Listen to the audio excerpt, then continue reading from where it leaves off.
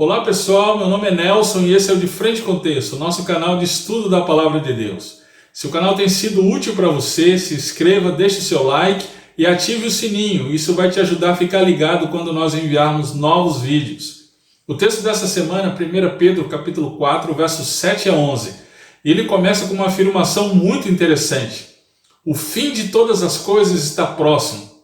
Isso me fez lembrar de um filme de 98, Impacto Profundo, produzido por Steven Spielberg, onde o filme retrata a aproximação de um cometa de 11 quilômetros de extensão e o impacto dele sobre a Terra extinguiria toda a vida humana.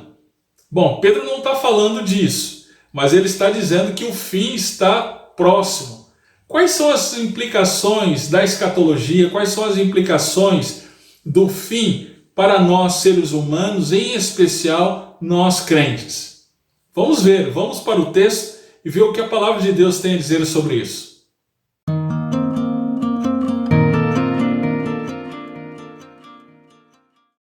A mensagem central desse texto é a seguinte: a expectativa do fim de todas as coisas deve direcionar o nosso relacionamento com Deus e uns com os outros, e isso para a glória dele. A expectativa do fim de todas as coisas deve direcionar o nosso relacionamento com Deus e uns com os outros para a glória dele. Vamos entender então como que essa mensagem está disposta. Lembre-se que ela faz parte do contexto que começa no capítulo 3, verso 8, onde Pedro está trabalhando a questão do sofrimento, como o crente deve proceder diante do sofrimento que vem por conta da perseguição. No capítulo 3, verso 8 a 12, ele fala então da reação da igreja em relação à perseguição. Como deve ser essa reação? No capítulo 3, verso 13 a 17, ele vai falar sobre os que sofrem perseguição por conta do evangelho. Estes são abençoados. Você deve estar lembrado disso. No texto seguinte, verso 18 a 22, ele vai tratar do seguinte: Cristo venceu os poderes espirituais do mal. E no capítulo 4, verso 1 a 6, ele trata então da reação do crente diante do sofrimento, e essa reação deve ser como a reação de Cristo. Muito bem, e no texto de hoje, o capítulo 4, versos 7 a 11, nós vamos ver então que Pedro, ele trabalha então a expectativa do fim de todas as coisas e como isso incide então no nosso dia a dia. Então vamos lá. Perceba que Pedro, ele começa com uma sentença inicial, né? O fim de todas as coisas está próximo. Por que Pedro está falando aqui do fim de todas as coisas? Ele estava falando de aflição, sofrimento por conta de perseguição. Por que então ele começa falando do fim de todas as coisas? Ele está se referindo aqui à escatologia, não é? A história que foi planejada por Deus desde o início, essa história está chegando ao fim. E por que ele então ele começa o seu texto dessa sessão falando disso? Lembre-se que o texto da sessão anterior, ele está mencionando a respeito do juízo. No verso 5 ele diz: eles que terão de prestar contas, aquele que é competente para julgar vivos e mortos. Então, aqueles que perseguem os crentes no Senhor Jesus Cristo, eles terão que prestar contas. E eles vão prestar contas a quem? Ao juiz, ao grande juiz, que é apto, que é poderoso para julgar tanto vivos quanto mortos. Essa mesma expressão está em 2 Timóteo capítulo 4, verso 1.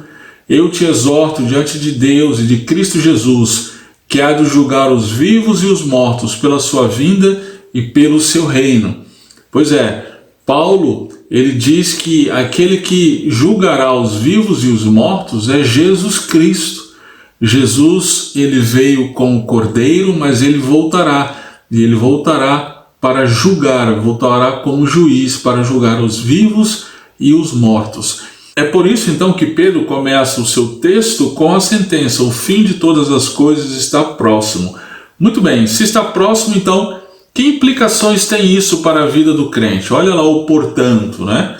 Então, essa conjunção nos leva ao entendimento de que existem implicações da escatologia para a vida do crente agora, já nesse momento. Que implicações são essas? Vamos ver. Em primeiro lugar, sejam criteriosos e sóbrios para poderem orar. O que Pedro quer dizer aqui com criteriosos, né? Essa palavra é usada em Marcos 5,15. Quando se aproximaram de Jesus e viram o endemoniado que fora possuído pela legião, sentado, vestido e em perfeito juízo. Aqui é a palavra, né? Ficaram com medo. Aqui é a palavra perfeito juízo em relação a criteriosos, ou seja, equilibrado. Os últimos dias demandam cada vez mais uma vida criteriosa, equilibrada e sóbria. E isso em oração. É isso que Pedro está dizendo aqui, para poderem orar. O que ele quer dizer é que os últimos dias são marcados pelo caos. Diante do caos, as pessoas se desesperam, não é? Dão vazão ainda mais à sua natureza pecaminosa. Mas o cristão não, o cristão, ao contrário disso, entende criteriosamente e de maneira sóbria o tempo em que ele está vivendo, isto é, com a mente não embriagada pelos entorpecentes morais de nossa época. Ele aguarda o Senhor e em oração, e isso em oração, né? Então, é isso que Pedro está dizendo: sejam criteriosos e sóbrios para poderem orar. Em segundo lugar, a segunda implicação da expectativa da vinda do Senhor é: acima de tudo, porém, tenham muito amor uns para com os outros, porque o amor cobre a multidão de pecados. Tenham muito amor, ou amor profundo. Essa ordem de Pedro já tinha sido dada em 1 Pedro capítulo 1, verso 22 e 23.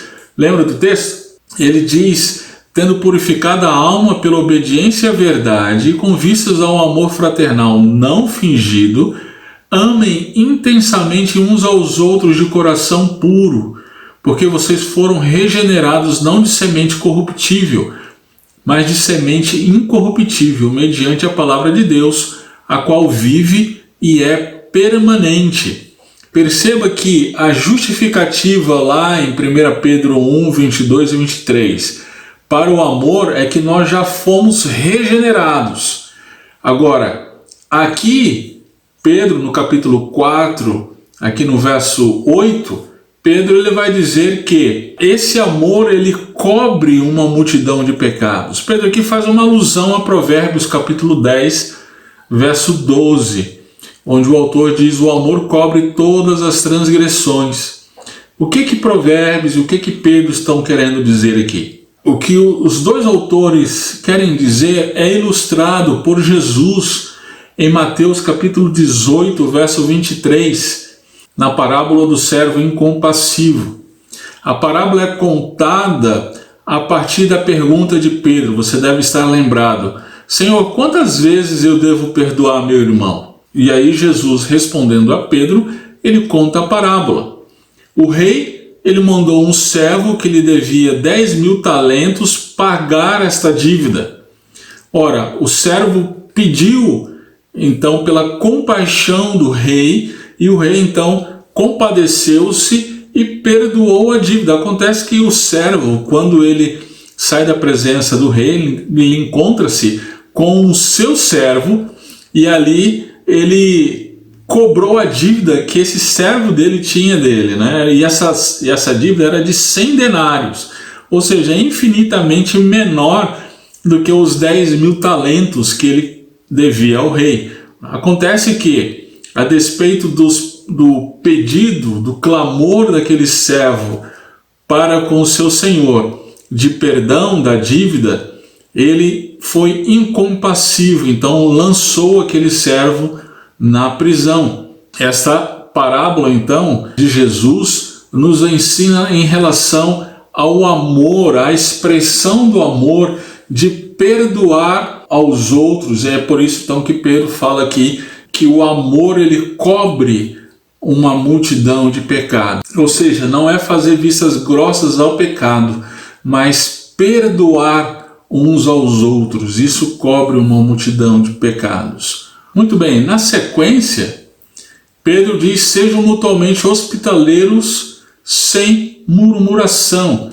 Por que Pedro fala de hospitalidade aqui? Será que ele está falando aqui de várias coisas, de vários itens, uma lista de atitudes que o crente deveria tomar? Me parece que não. Parece que agora ele está falando de um exemplo prático do amor, né? Então a hospitalidade ela está diretamente ligada ao amor, ela é uma expressão prática do amor, né? A hospitalidade ela foi vital para o cristianismo primitivo, e isso por duas razões. Primeiro, por conta das viagens. Você deve estar lembrado das inúmeras viagens que Atos relata, né? As viagens das equipes missionárias de Paulo, de Pedro e etc., né? Essas viagens só foram possíveis por conta da hospitalidade dos crentes. E lembre-se também que haviam as reuniões nas casas. Atos ele vai mostrar para a gente que a igreja primitiva ela se reunia então no templo, mas também nas casas. E quanto mais a perseguição ficava mais dura, mais as casas se abriam para as reuniões dos crentes. Então, a hospitalidade foi vital para o cristianismo primitivo. E hoje? Será que a hospitalidade também é importante ou será que ela perdeu a importância?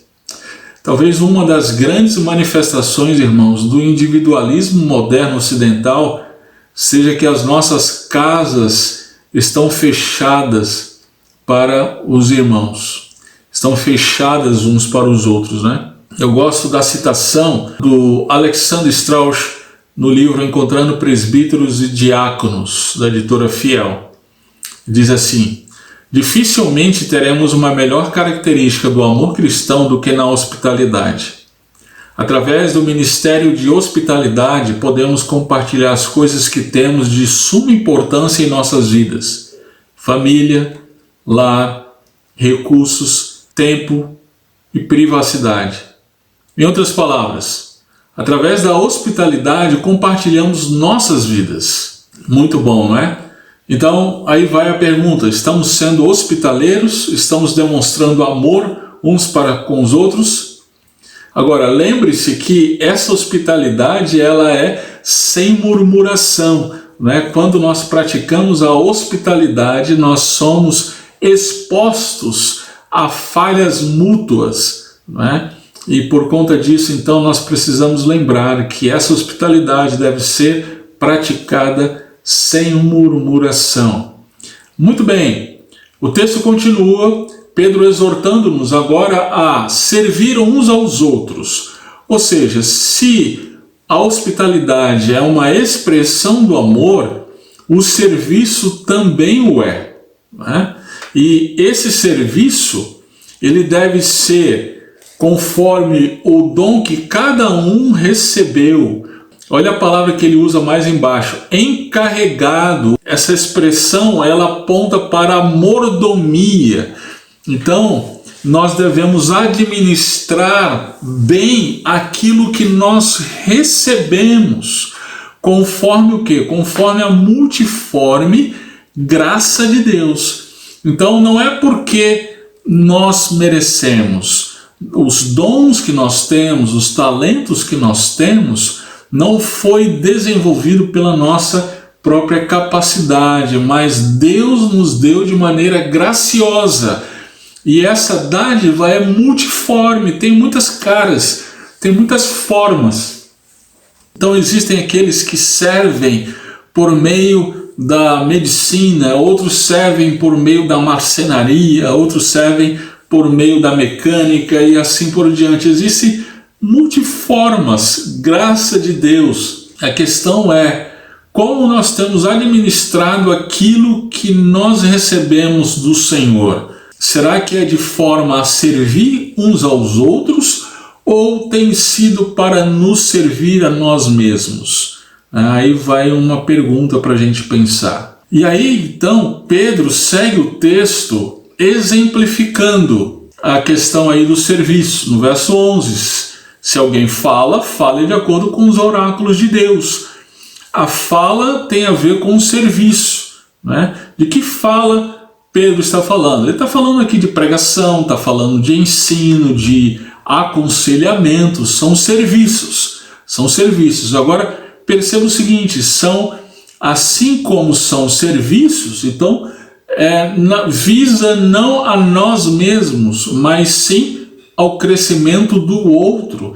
Então não são expressões de prestígio, mas expressões de amor, de busca do benefício do outro. E essa fala, então, ela tem que ser de acordo com os oráculos de Deus, ou seja, de acordo com o que Deus já revelou na sua palavra. Não pode ser de acordo com o que nós pensamos, não é de acordo com o que nós achamos que é correto, não é de acordo com o que nós vemos em sala de aula, nas universidades, em livros. A gente acha uma coisa no livro super legal e aí nós queremos pregar, ensinar, aconselhar mediante isso. Não, tem que ser de acordo com a palavra de Deus. É o que Pedro está dizendo aqui, ok? E aí na sequência ele diz, se alguém serve, faça-o na força que lhes dá.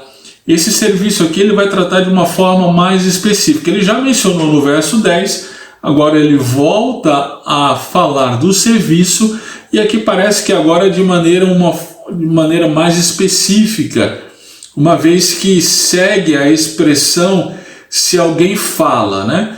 Depois de dizer se alguém fala, agora ele vai dizer se alguém serve. Aqui se trata do ministério de ajuda e encorajamento, como por exemplo é visto agora na pandemia, né? Quantos irmãos estão confeccionando máscaras para doar para hospitais, ambulatórios, etc., né?